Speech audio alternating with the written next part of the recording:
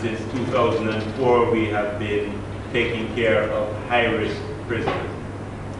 Initially, those prisoners were prisoners who were involved in some high-end narcotics cases.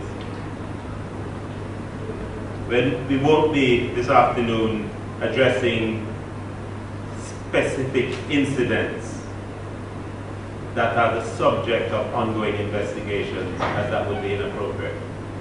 But what we would like to do is just give you a sense of the things that happen down at Hart and the interactions between our service members and the inmates that are there.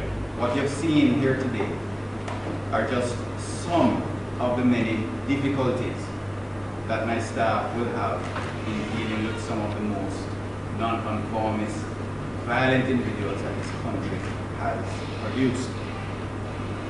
What we are doing here is simply getting the assistance of members of the Jamaican Defense Force in helping to secure some of the more troublesome individuals.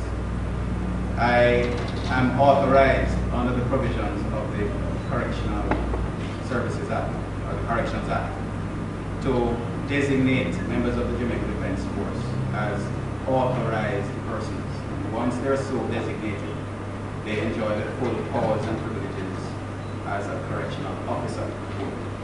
The benefit of the differences really in the terms of service under which members of the military operate under the Defense Act, as opposed to correctional officers operating under the Corrections Act. We try to make the best use of each arm so that we can achieve security and safety for the various inmates that we hold. I hope that the footage that you saw today gives you an idea of some of the challenges that staff, whether it is correctional services staff or military, what they face on a daily basis.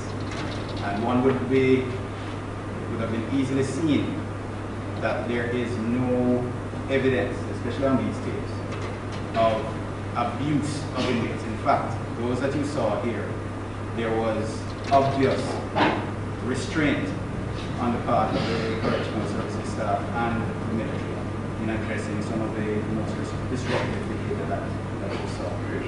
For many years, and we have just managed to get some relief from it because of the special security measures which have been put in place at Horizon to deal with these individuals. As General Anderson indicated before, one of the things that these persons will do is to try and drive a wedge between the forces of law and security. And they will also try to drive a wedge between us and the civilian population that we seek to protect on a daily basis. It is important that we understand that these individuals are unrepentant. Many of them, they do not accept responsibility for the grief that they have caused many families today. And even whilst in custody, they want to continue to run criminal organizations and benefit from the proceeds of crime.